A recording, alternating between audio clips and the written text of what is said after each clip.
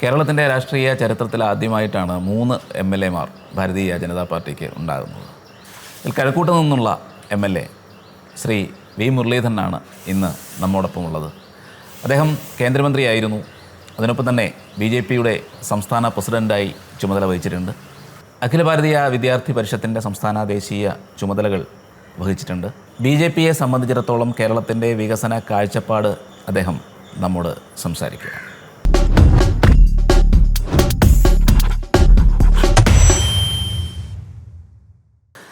Shri V Muraleedharan പാർലമെൻറ്റിലും ഒക്കെ പങ്കെടുത്തിട്ടുണ്ട്. അപ്പോൾ അതിൻ്റെ ഭാഗമായിട്ട് മന്ത്രിയായിട്ടൊക്കെ അവിടെയൊക്കെ സംസാരിക്കേണ്ടി വന്നിട്ടുണ്ട്. പക്ഷേ കേരളം പോലൊരു സവിശേഷമായ സാഹചര്യത്തിൽ ആദ്യമായി ഒരു BJP പ്രതിനിധിയായിട്ട് നിയമസഭയിലേക്ക് വരുമ്പോൾ എന്താണ് മനസ്സിലുണ്ടായത്? അല്ല, അങ്ങനെ വലിയൊരു ഇതൊന്നുമില്ല. കാരണം ഇന്ത്യൻ പാർലമെൻറ്റിൽ അംഗമായിരുന്നു എന്നുള്ളതിന് അപ്പുറത്ത് പാർലമെൻ്ററി കാര്യ വകുപ്പിൻ്റെ ചുമതല വഹിച്ചിരുന്ന ഒരാൾ എന്നുള്ള നിലയിൽ നടപടിക്രമങ്ങളെക്കുറിച്ച് കൃത്യമായിട്ടുള്ളൊരു ധാരണയുള്ളതുകൊണ്ട് എഴുതപ്പെട്ടിട്ടുള്ളതും എഴുതപ്പെട്ടിട്ടില്ലാത്തതുമായിട്ടുള്ള എല്ലാ കാര്യങ്ങളെക്കുറിച്ചും ധാരണയുള്ളതുകൊണ്ട് നിയമസഭയിൽ എന്ത് നടക്കും, എന്ത് നടക്കില്ല, എന്താ അവിടുത്തെ രീതി, ഇതൊക്കെ ഏതാണ്ട് ഒരു ധാരണ മുൻകൂട്ടി ഉണ്ടായിരുന്നു. പക്ഷേ തീർച്ചയായിട്ടും ഒരു അവിടെ ചെന്നപ്പോൾ മനസ്സിലായ ഒരു പ്രധാനപ്പെട്ടൊരു കാര്യം, ഇത്രയും കാലം കേന്ദ്ര സർക്കാരിനെതിരായും ഇന്ത്യയുടെ പാരമ്പര്യത്തിനെതിരായും ഉൾപ്പെടെ അവിടെ ആരും ചോദ്യം ചെയ്യാനില്ലാത്ത ഒരു സാഹചര്യത്തിൽ ഏതൊക്കെ തരത്തിലാണ് കോൺഗ്രസും CPM-ഉം മുസ്ലിം ലീഗുകാരും ഒക്കെ പറഞ്ഞിരുന്നത് എന്നുള്ളതിനെക്കുറിച്ച് നേരിട്ട് കേൾക്കുന്ന ഒരു അനുഭവം ഇത്തവണ ഉണ്ടായപ്പോൾ എന്തുകൊണ്ട് BJP കേരളത്തിൻ്റെ നിയമസഭയിൽ കൂടുതൽ ശക്തി ആർജിക്കണം എന്നുള്ളതിനെക്കുറിച്ചുള്ള കൂടുതൽ ബോധ്യം വന്നു. നിയമസഭയിൽ കാലങ്ങളായിട്ട് പല ചർച്ചകൾ നടക്കുന്നുണ്ടെങ്കിലും ആദ്യമായിട്ടാണ് ഈ കമ്മ്യൂണിസ്റ്റുകാരുടെ ക്വിറ്റ് ഇന്ത്യ സമരത്തിലെ വഞ്ചനകളെ കുറിച്ചൊക്കെ ഒരു ചർച്ച വരുന്നതും പിന്നീട് അത് കോൺഗ്രസ്സുകാരൊക്കെ പറയുന്നൊരു സാഹചര്യം ഉണ്ടായി. അങ്ങനെ ഒരു ചർച്ച നേരത്തെ എങ്ങും ഉണ്ടായിട്ടേ ഇല്ല. എൻ്റെ ധാരണയിൽ ഞാനും കേട്ടിട്ടില്ല. അതുകൊണ്ട്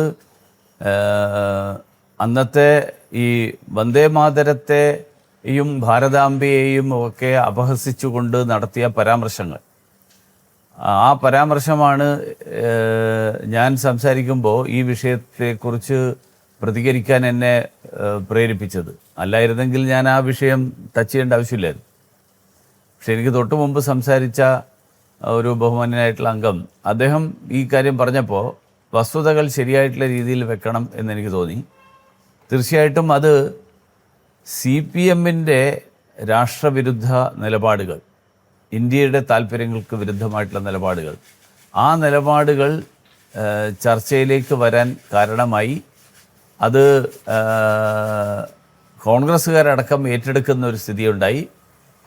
അത് വരുംകാലങ്ങളിൽ സഭാ നടപടികളെ പലതരത്തിൽ സ്വാധീനിക്കുമെന്ന് തന്നെയാണ് ഞാൻ പ്രതീക്ഷിക്കുന്നത്. ഈ കേരളത്തിൻ്റെ ഇപ്പോൾ ഒരു ധവളപത്രം പുറപ്പെടുവിച്ചു.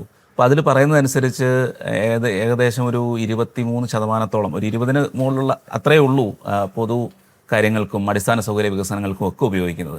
ഈ ഒരു സാഹചര്യത്തിൽ എങ്ങനെയാണ് ഈ കേരളം മുന്നോട്ട് പോകുന്നത്? അതായത് എങ്ങനെ ഈ ഒരു വികസന കാഴ്ചപ്പാടിലേക്ക് ഇത് മുന്നോട്ട് പോകും? അല്ല, അതിൽ 2-3 കാര്യങ്ങളുണ്ട്. ഒന്ന്, കേരളത്തിൻ്റെ വരുമാനം വർദ്ധിപ്പിക്കാനുള്ള നടപടി വേണം.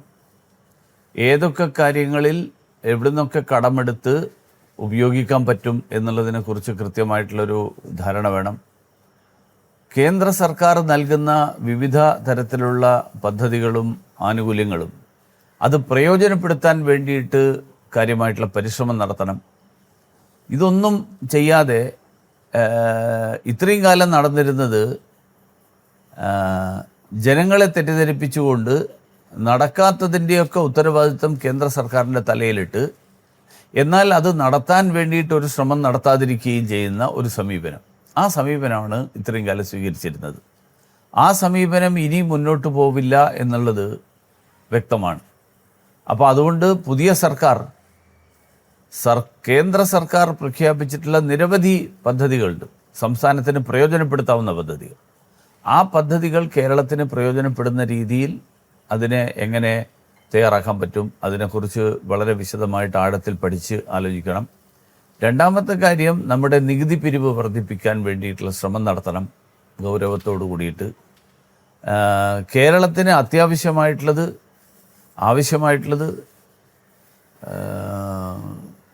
വലിയ സൗകര്യം ഉണ്ടെങ്കിലാകാവുന്നത് ഈ തരത്തിൽ കാര്യങ്ങളെ വേർതിരിച്ച് കണ്ടുകൊണ്ട് അതനുസരിച്ചിട്ട് കാര്യങ്ങൾ മുന്നോട്ട് നീക്കിയാൽ ഈ പ്രശ്നത്തിന് പരിഹാരം കണ്ടെത്താൻ കഴിയും. ഈ ധവളപത്രത്തിൽ കുറേ നിർദ്ദേശങ്ങൾ വന്നിട്ടുണ്ട്.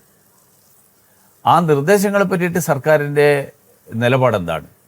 ഇപ്പോൾ സർക്കാർ ധവളപത്രം വെച്ചു, സഭയിൽ അവതരിപ്പിച്ചു എന്നുള്ളതിൻ്റെ അർത്ഥം ധവളപത്രത്തിൽ പറഞ്ഞ മുഴുവൻ കാര്യങ്ങളും സർക്കാർ നാളെ മുതൽ നടപ്പിലാക്കാൻ പോവുകയാണ് എന്നല്ല.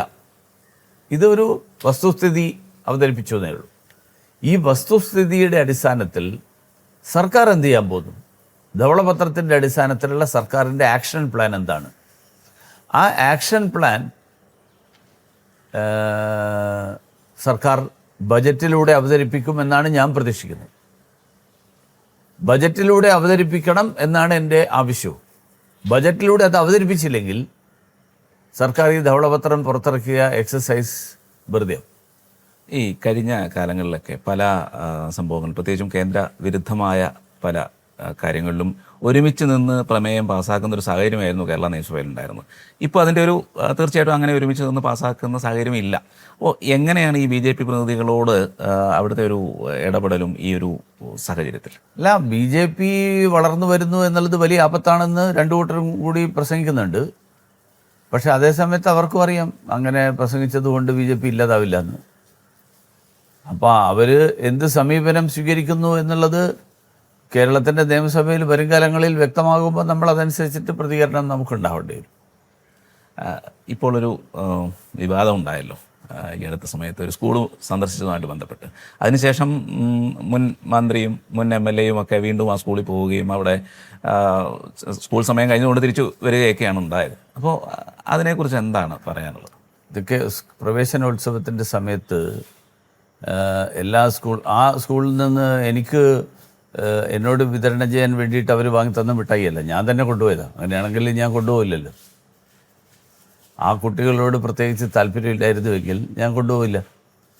അപ്പോൾ അന്നത്തെ തിരക്കിനിടയിൽ ഓരോരുത്തർക്കും കയ്യിൽ അവർക്ക് ഒരെണ്ണം മാത്രം എടുക്കാൻ കഴിയുന്ന സ്ഥിതിക്ക് പകരം കൂടുതൽ എടുക്കാൻ വേണ്ടിയിട്ട് അവർക്ക് ഒരുമിച്ച് കൊടുത്തു. അതാണ് ഉണ്ടായത്.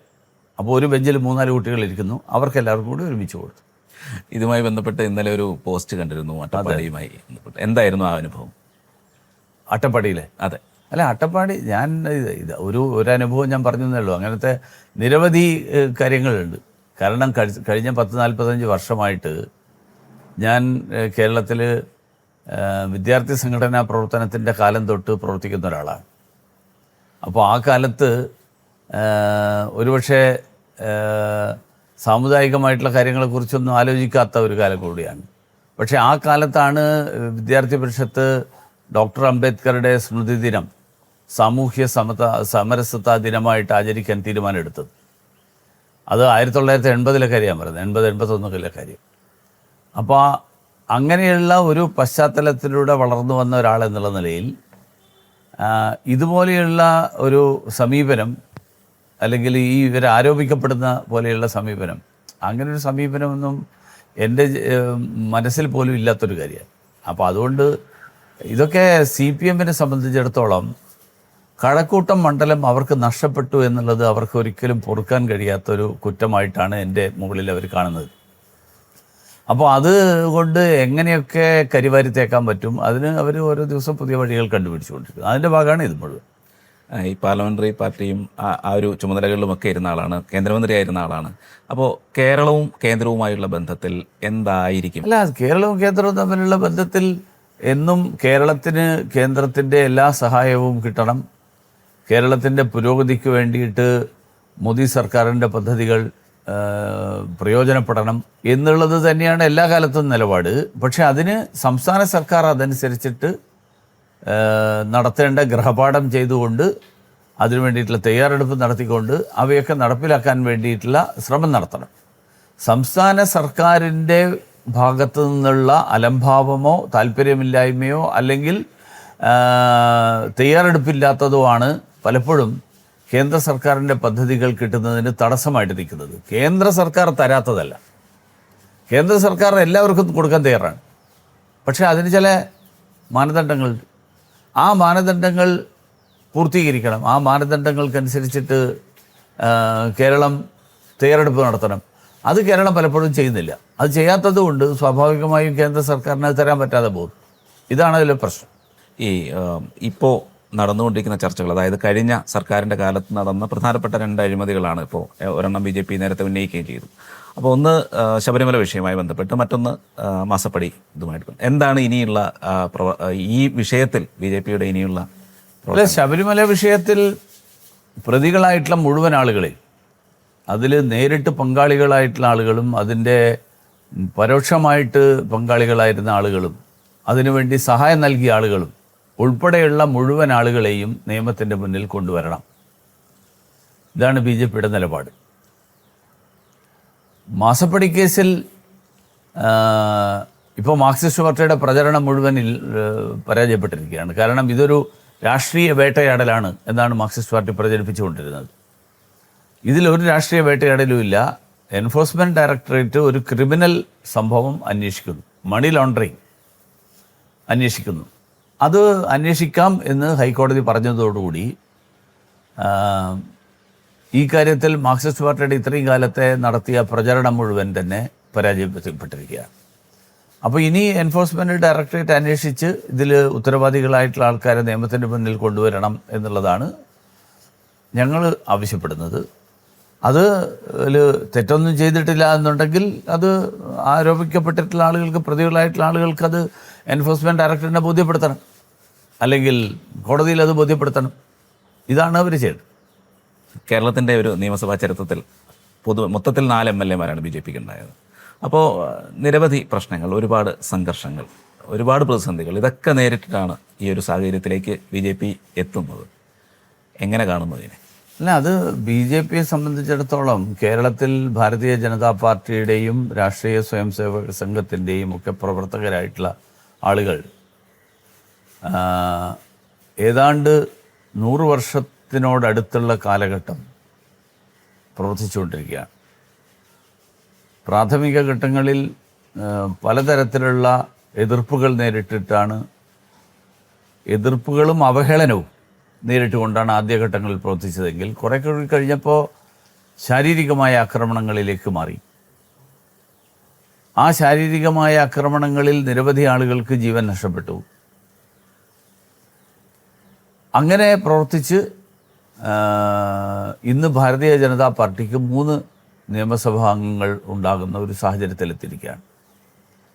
അപ്പോൾ തീർച്ചയായിട്ടും കേരളത്തിൽ ജനങ്ങളുടെ താല്പര്യം, കേരളത്തിൻ്റെ പൊതുവായിട്ടുള്ള താല്പര്യം, ഇതെല്ലാം കണക്കിലെടുത്തുകൊണ്ട് കേരളവും പ്രധാനമന്ത്രി നരേന്ദ്രമോദിജി 2047 ഇന്ത്യ മുഴുവൻ വികസിത രാഷ്ട്രമായിട്ട് മാറണം എന്നുള്ള ആശയം മുന്നോട്ട് വയ്ക്കുമ്പോൾ അത് പ്രാവർത്തികമാകണമെങ്കിൽ സംസ്ഥാനങ്ങളും പുരോഗതി പ്രാപിക്കണം. അപ്പോൾ അതിന് കേരളത്തിനെ പുരോഗതിയിലേക്ക് നയിക്കാൻ വേണ്ടിയുള്ള പ്രവർത്തനങ്ങൾ, ആ പ്രവർത്തനങ്ങളാണ് ഭാരതീയ ജനതാ പാർട്ടിയുടെ ലക്ഷ്യം. അപ്പോൾ അതിൽ സജീവമായിട്ട് ഭാരതീയ ജനതാ പാർട്ടി തുടരും. അതിനു വേണ്ടിയിട്ട് നിയമസഭയും ഞങ്ങൾ പ്രയോജനപ്പെടുത്തും. നിയമസഭയ്ക്ക് പുറത്ത് അത് ജനങ്ങളെ ബോധ്യപ്പെടുത്താൻ വേണ്ടിയിട്ടുള്ള പ്രവർത്തനം നടത്തുന്നതോടൊപ്പം നിയമസഭയ്ക്കകത്തും ഞങ്ങൾ അതിന് വേണ്ടിയിട്ട് പ്രവർത്തനം നടത്തുക. ഇതാണ് BJP ഉദ്ദേശിക്കുന്നത്.